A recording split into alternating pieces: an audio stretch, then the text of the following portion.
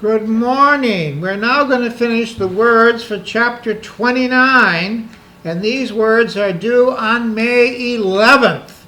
So these are words 12 through 21, and this begins on page 761. I forgot to tell you, you have to keep reading the book, not just listening to my words, but read the chapter. Then go over the words, then answer the questions. You should have no problem whatsoever, because these are not difficult chapters. This is a very short chapter.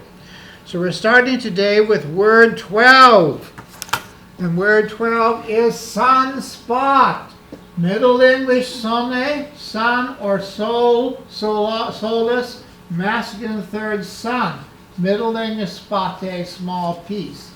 A dark area, the photosphere of the sun, that is cooler than the surrounding area and that has a strong magnetic field. So it looks like a black spot, but it's only a black spot because it's cooler than what's below it, therefore it appears dark. There's a good picture of that on page 761 of your book. The diameter of the large sunspot is bigger than the Earth's diameter in this picture. The image shows the granulation on the sun's surface. A beautiful picture. Turn the page then to page 763 and look at the Sunspots Cycle in 762. It goes up and down and up and down. So Sunspots Cycle, Middle English again and so forth. A periodic variation in the number of sunspots that occur approximately every 11 years. And they do cause interference with our communication systems and so forth, radar for the planes. It can even cause an electrical imbalance on our grid. So sunspots can be dangerous. We know that. Now, look at the next word, prominence, from prominere, to jut out. Quality of jutting out. Hence, a loop, a relatively cool, incandescent gas that extends above the photosphere, but it arches back. A cloud of glowing gases that arches high above the sun's surface, and usually returns back to the sun. A beautiful picture in your book, and Mr. Collins put it on my little word sheet in color. Magnificent sunspot, beautiful. Now, opposed to that sunspot is your next word, is solar flare. Solaris, solare, pertaining to the sun, an explosive release of energy that comes from the sun and that is associated with magnetic disturbances on the Earth's surface. Usually the solar flare continues and continues and continues and continues and doesn't arch back to the sun. That is why they distinguish between the prominence and solar flare. Now you have a third one.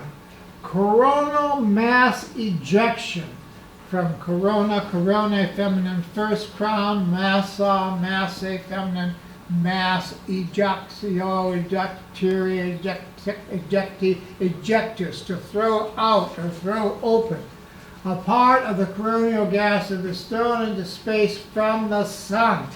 And usually the magnetic storm and the solar flare causes, the coronal ejection solar flare causes this magnetic storm.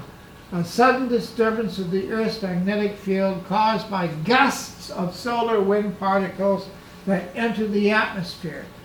And we know they enter the atmosphere, they cause our auroras. So the Aurora, feminine first goddess of the dawn, colored light produced by charged particles from the solar wind and from the magnetic that react from the magnetic part of the sun, that react with and excite the oxygen and nitrogen of the Earth's upper atmosphere.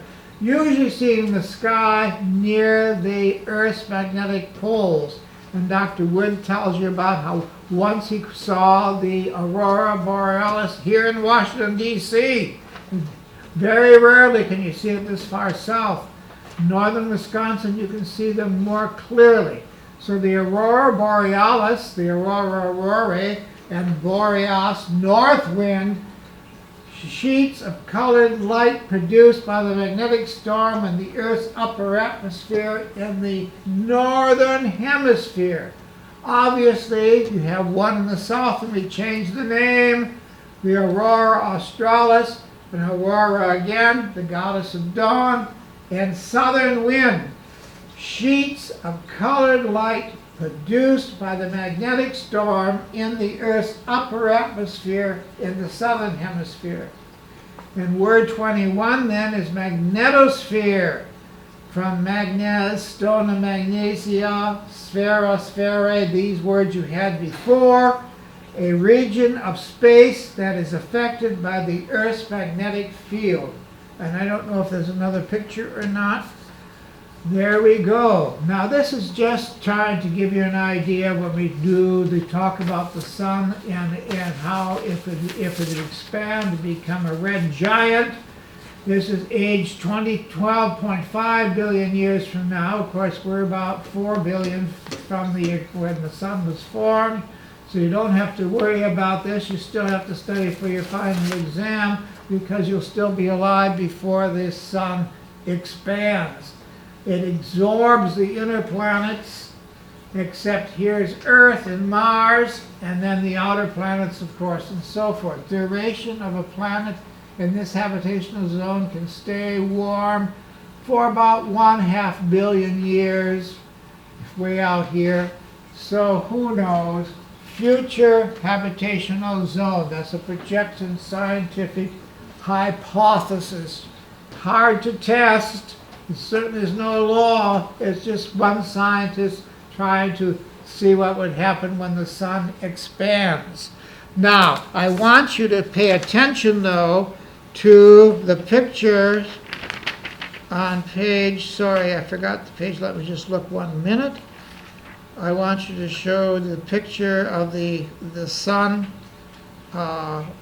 with the sunspot on page 759. You can see a better picture of the photosphere with the sunspots. Those black spots are not black, they're just cooler gases above the hotter place below.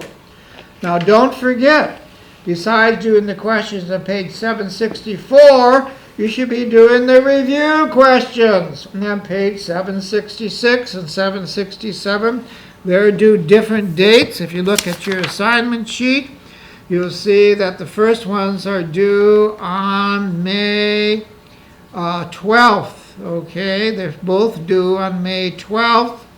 And we'll look at the pictures, turn to page. The next one's on page 768 and 769.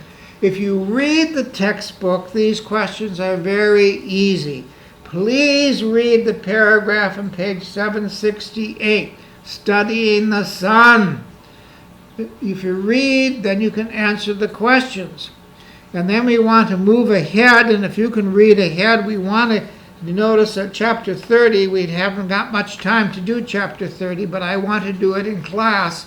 So I'm going to move ahead, and we'll do this on the next day when I see you sometime. So thank you again. Stay well, and remember, I miss you all. My room is empty. The only thing in here is the bubbling fish tank with the big fish and Mr. Collins, who's taping me. Goodbye.